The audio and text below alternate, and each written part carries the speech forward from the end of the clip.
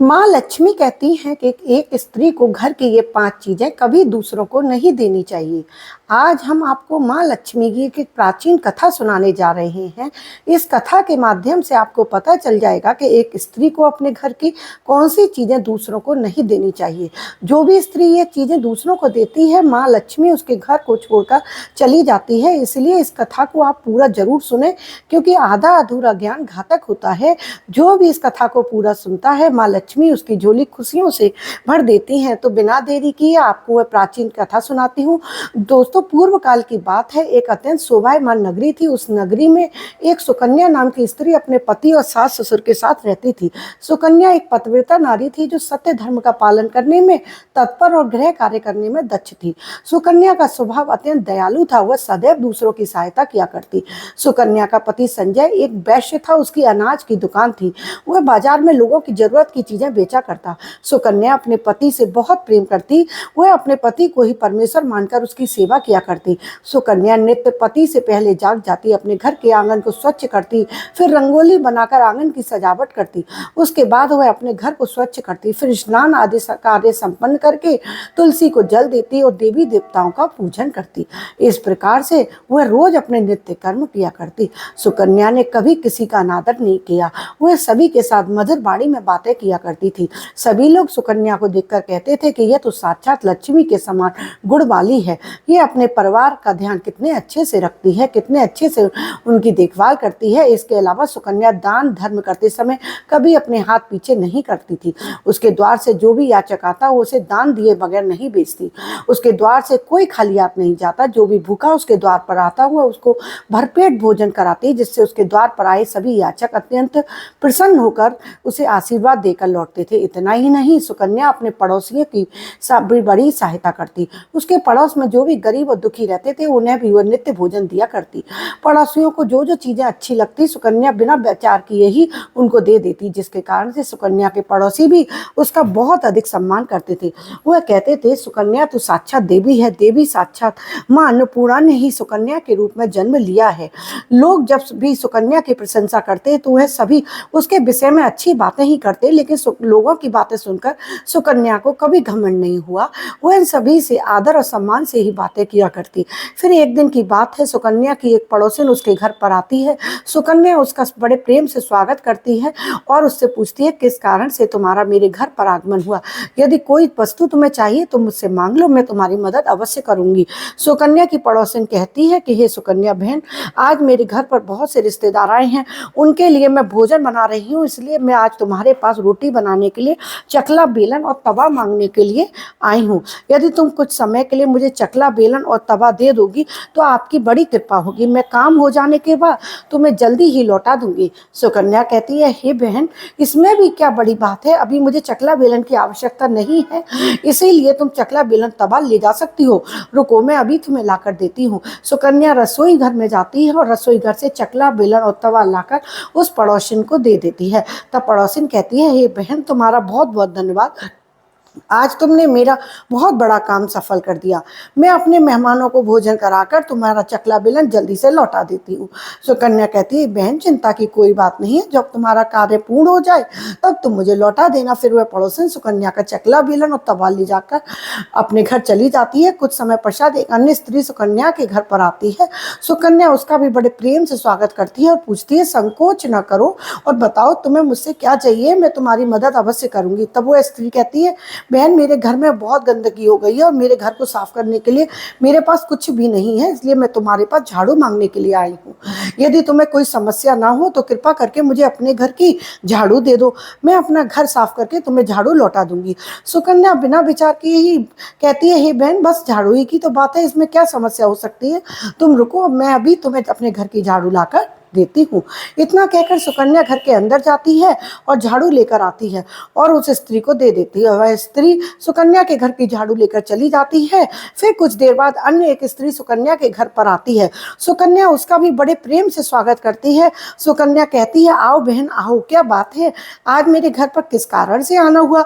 तुम्हें जो कुछ भी चाहिए निसंकोच होकर कहो, मैं तुम्हारी सहायता करने का प्रयास अवश्य करूंगी। तब वह स्त्री कहती है, ये सुकन्या बहन, तुम बड़ी दयालु हो, मैंने तुम्हारे बारे में मैं बहुत सुना है और तुम सभी के लिए मदद करती हूँ, इसलिए मैं तुम्हारे पास एक छोटी सी मदद मांगने आई हूँ। सुकन्या कहती है, हे बहन, तुम संकोच ना करो, तुम्हें जो कुछ भी चाहिए यदि मेरे बस में होगा तो मैं तुम्हें मदद के लिए मना नहीं करूंगी, मैं तुम्हारी सहायता अवश्य करूंगी। तब वह कहती है, सुकन्या बहन, आज मेरी बेटी को देखने के लिए लड़के वाले आ रहे हैं, इसलिए मैं चिंता में हूँ। मेरे पास अपनी बेटी को पहनाने के लिए ना तो गहने हैं अच्छे और ना ही वस्त्र हैं, इसलिए कृपा करके मुझे अपने थोड़े गहने और वस्त्र उधार में दे दीजिए। केवल एक दिन के लिए, जब लड़के वाले देखकर चले जाएंगे तो मैं तुम्हारे गहने लौटा दूंगी। उस पड़ोसिन की बात सुनकर सुकन्या कहती है, बस इतनी सी बात बहन, तुम चिंता मत करो, तुम्हारी पुत्री मेरी छोटी बहन के जैसी है, उसकी सहायता मैं अवश्य करूंगी। मैं अभी तुम्हें मेरे गहने और साड़ी देती हूँ, जिसे पहनकर तुम्हारी पुत्री राजकुमारी जैसी लगेगी। फिर सुकन्या अंदर जाती है, गहने और साड़ी लेकर आती है और पड़ोसन को दे देती है। वह पड़ोसन प्रसन्न होकर सुकन्या के गहने और साड़ी लेकर चली जाती है। फिर शाम हो जाती है और अन्य एक पड़ोसन सुकन्या के घर आती है। सुकन्या उसका भी बड़े प्रेम से स्वागत करती है और कहती है, बताओ मैं तुम्हारा किस प्रकार से सहायता कर सकती हूँ। तुम्हें जो कुछ भी चाहिए निसंकोच होकर कहो, मैं तुम्हारी मदद अवश्य करूंगी। वह पड़ोसिन कहती है, सुकन्या बहन, तुम बड़ी दयालु हो, तुम सभी की मदद करती हो, इसलिए मैं तुम्हारे पास आई हूँ। मेरा बच्चा भूखा है, उसे पिलाने के लिए दूध नहीं है, इसलिए आज तुम्हारे पास दूध मांगने के लिए आई हूँ। अगर थोड़ा सा दूध मिल जाए तो बड़ी कृपा होगी। सुकन्या कहती है, अरे बहन, इसमें कौन सी बड़ी बात है, लो अभी मैं तुम्हें दूध लाकर देती हूँ। सुकन्या रसोई घर में जाती है और थोड़ा सा दूध देकर आती है और पड़ोसिन को दे देती है। पड़ोसिन प्रसन्नता से उस दूध को लेकर चली जाती है। इस प्रकार से सुकन्या अपने सभी पड़ोसियों की मदद करती है और प्रसन्न होकर घर का काम करने में लग जाती है।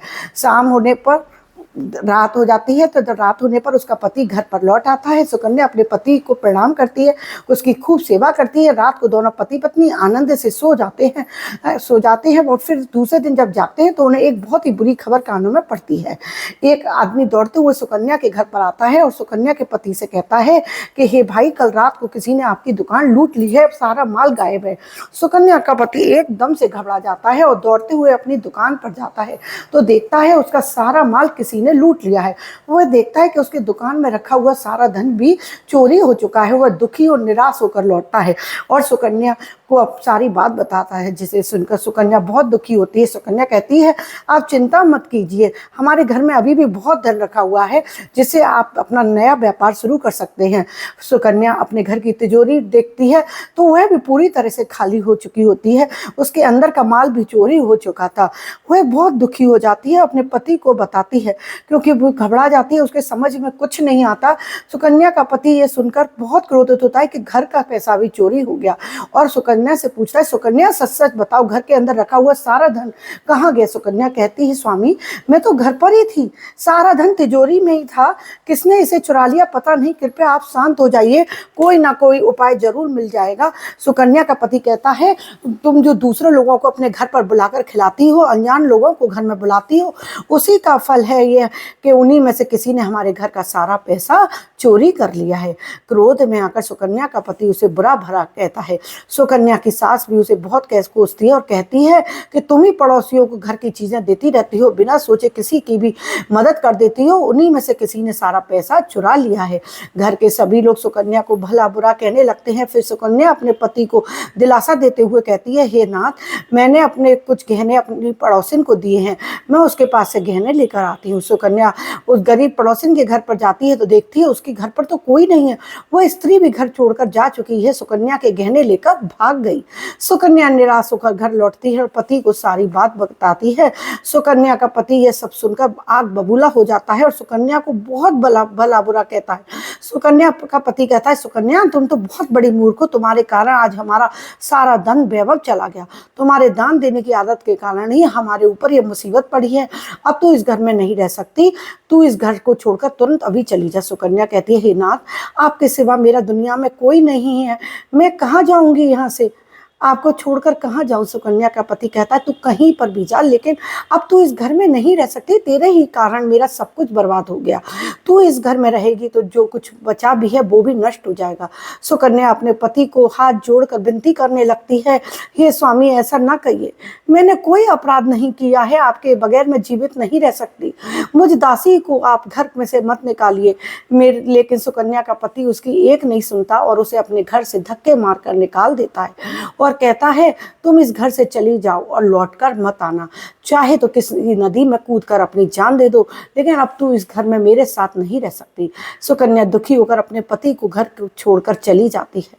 चलते चलते सुकन्या माता लक्ष्मी के मंदिर में जाती है। माँ लक्ष्मी से प्रार्थना करते हुए कहती है, जो मेरी ऐसी दशा हुई है माँ लक्ष्मी, मैं तो नित्य आपकी पूजा करती थी, फिर भी आपने मेरे साथ ऐसा क्यों किया? मेरा घर भी छूट गया और मेरा सारा धन भी नष्ट हो गया। कृपया मुझे बताओ, मैंने ऐसा कौन सा अपराध किया जो आप मुझसे रूठ गई? सुकन्या वहीं पर बैठकर सोचने लगती है, यदि मेरा पति मुझे स्वीकार नहीं करेगा तो मैं जीवित रहकर भी क्या करूंगी? यदि मेरे कारण ही मेरे पति की दुर्दशा हुई है तो मेरे जीवित रहने का कोई अधिकार नहीं है। इतना कहकर सुकन्या अपने प्राण देने के लिए नदी की तरफ जाने लगती है। नदी के पास जाकर सुकन्या माँ लक्ष्मी से प्रार्थना करती है, हे माँ लक्ष्मी, अब मैं अपने प्राण देने जा रही हूँ। यदि मेरे द्वारा आपकी पूजा में कोई कमी रह गई हो तो मुझे क्षमा करो। मैं अपने पति के बगैर जीवित नहीं रह सकती, इसलिए मैं अब इस नदी में कूदकर अपने प्राण दे रही हूँ। इतना कहकर सुकन्या नदी में कूदने ही वाली होती है कि साक्षात माँ लक्ष्मी प्रकट हो जाती हैं। माँ लक्ष्मी सुकन्या से कहती हैं, बेटी रुक जाओ पुत्री, तुम ये क्या कर रही हो? सुकन्या आंखें खोलकर देखती है, साक्षात माँ लक्ष्मी उसके सामने खड़ी हुई हैं। माँ लक्ष्मी के दर्शन करके सुकन्या बहुत प्रसन्न होती है और माँ को बार बार नमस्कार करते हुए कहती है, माँ मुझे क्षमा करो, मैं बहुत बड़ा पाप करने जा रही थी। देवी लक्ष्मी कहती है, सुकन्या, मनुष्य को स्वयं अपने प्राण नहीं लेने चाहिए, ये महापाप है। ईश्वर ने जो शरीर प्रदान किया है उसे ऐसे नष्ट नहीं करना चाहिए। सुकन्या कहती है, माँ मैं विवश हूँ, मेरे पति ने मेरा त्याग किया है और स्त्री को अपने पति को छोड़कर नहीं रहना चाहिए। मैं अपने पति को छोड़कर जीवित नहीं रह सकती, इसी कारण से अपने प्राण देने जा रही हूँ। हे देवी लक्ष्मी कहती हैं, हे सुकन्या, मैं सब कुछ जानती हूँ और यह भी जानती हूँ कि तुम्हारे पति ने तुम्हारा त्याग क्यों किया है। यह सब तुम्हारी ही भूल का परिणाम है। तुमने अनजाने में कुछ ऐसी चीज़ों का दान किया था जिस कारण से मुझे तुम्हारा घर छोड़कर जाना पड़ा। जो भी स्त्री अपने घर से इन चीज़ों को दूसरों को देती है, उनके घर में मेरा वास नहीं होता, मैं उन वस्तुओं के साथ ही उनका घर छोड़कर चली जाती हूँ। तब सुकन्या कहती है, हे माँ, वह कौन सी वस्तु है, कृपया आप मुझे बताइए। देवी लक्ष्मी कहती है, पुत्री ध्यान से सुनो, मैं तुम्हें उन चीज़ों के बारे में बताती हूँ जो किसी भी स्त्री को दूसरों को नहीं देनी चाहिए। उन चीज़ों का दान करने पर मैं उस घर को छोड़कर चली जाती हूँ। ये सुकन्या, सबसे पहली वस्तु है चकला, बेलन और तवा। किसी भी स्त्री को अपने घर का चकला, बेलन और तवा कभी दूसरों को नहीं देना चाहिए। रसोई घर में इन वस्तुओं का महत्व सबसे अधिक होता है। इन वस्तुओं की पवित्रता सदैव ही बनी रहनी चाहिए। इन्हीं वस्तुओं से भगवान विष्णु का प्रसाद बनाया जाता है और तवे पर बनी पहली रोटी गाय को खिलाई जाती है। इसलिए इन वस्तुओं को हमेशा स्वच्छ और शुद्ध रखना चाहिए। दूसरों को देने पर यह अपवित्र हो सकती है और फिर इनका उपयोग करना अशुभ फल प्रदान करता है। इसलिए सुकन्या, तुमने अपनी रसोई घर के चकला, बेलन और तवा अपनी पड़ोसिन को देकर सबसे पहली गलती की है। आगे माँ लक्ष्मी कहती है, सुकन्या, अब तुम दूसरी वस्तु के विषय में सुनो। तुमने अपनी पड़ोसिन को घर में रखी हुई झाड़ू ही दे दी। जिस वस्तु में मेरा सदैव वास होता है, जो वस्तु मुझे सबसे अधिक प्रिय है, तुमने उसे ही दूसरे को दे दिया, तो फिर मैं तुम्हारे घर में कैसे ठहरती? ये सुकन्या, जो स्त्री अपने घर की झाड़ू दूसरों को दे देती है, मैं उसके घर को त्याग देती हूँ। झाड़ू से घर की स्वच्छता की जाती है और जहाँ पर स्वच्छता होती है उसी स्थान पर मेरा वास होता है। ध्यान में रखना सुकन्या, घर में झाड़ू को हमेशा छुपा कर रखना चाहिए। झाड़ू पर बाहरी व्यक्ति की दृष्टि भी नहीं पड़नी चाहिए। झाड़ू एक अत्यंत पवित्र वस्तु है, इसे पैर पर नहीं लगना चाहिए। माँ लक्ष्मी कहती है, सुकन्या, अब तुम तीसरी वस्तु के विषय में सुनो, जो एक स्त्री कभी दूसरे को नहीं देती सकती। वह है आभूषण। एक स्त्री को अपने आभूषण कभी अन्य महिला को नहीं देने चाहिए। मैं सदैव ही आभूषणों में निवास करती हूँ।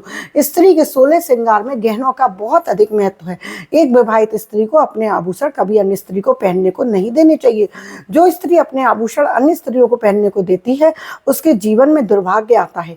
ये सुकन्या, मैं तुम्हें चौथी वस्तु के विषय में बताती हूँ। किसी भी मनुष्य को शाम हो जाने के बाद कभी भी सफेद रंग की वस्तुओं का दान नहीं करना चाहिए, किंतु तुमने शाम के समय दूध का दान किया। शाम को दूध का दान करने से जीवन में दुर्भाग्य आता है। शाम को सफेद रंग की चीज का दान करने से मनुष्य के जीवन में अशुभ फल आता है। माँ लक्ष्मी कहती हैं, सुकन्या, अब मैं तुम्हें उन सभी वस्तुओं के बारे में बता दिया है जिनका कभी दान नहीं करना चाहिए। ये वस्तुएं कभी दूसरों को उधार में या उपयोग के लिए नहीं देनी चाहिए। सुकन्या कहती है, माँ, मुझसे बहुत बड़ी भूल हो गई, मैं इन बातों से अनजान थी। और अब मुझे प्रायश्चित करने का उपाय बताइए। देवी लक्ष्मी कहती है, सुकन्या तुमने प्रायश्चित पहले ही कर लिया है, इसलिए तुम अपने घर लौट जाओ, मैं तुम्हें तुम्हारा संपूर्ण वैभव और धन संपत्ति लौटा देती हूँ।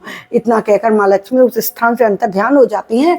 फिर सुकन्या भी माँ लक्ष्मी को धन्यवाद देती है और उस स्थान से घर की तरफ चलने लगती है। तभी उसका पति ढूंढते हुए उसी की तरफ आ जाता है। सुकन्या के पास आकर उससे क्षमा मांगता है और कहता है, सुकन्या मुझे माफ कर दो, मैंने तुम्हें बहुत भला बुरा कहा, तुम तो साक्षात देवी के समान हो।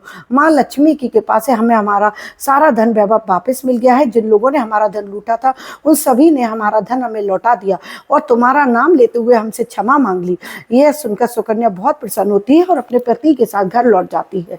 माँ लक्ष्मी की कृपा से सुकन्या के घर में फिर से सब कुछ हो जाता है, सुख समृद्धि आती है। उसके बाद से सुकन्या ने अपने घर की ये चीज़ें कभी दूसरों को नहीं दी। उम्मीद है आपको ये कथा पसंद आई होगी। जय माँ लक्ष्मी। आपको वीडियो अच्छी लगे तो मेरे चैनल को लाइक और सब्सक्राइब करना बिल्कुल मत भूलिएगा और अपने फ्रेंड्स के साथ शेयर भी कीजिएगा और बेल आइकन जरूर पुश कर दीजिएगा, जिससे मेरे वीडियोज़ के नित्य नोटिफिकेशन आपको मिलते रहे। अभी के लिए मैं विदा लेती हूँ। राधे राधे। हरे कृष्ण हरे कृष्ण हरे कृष्ण।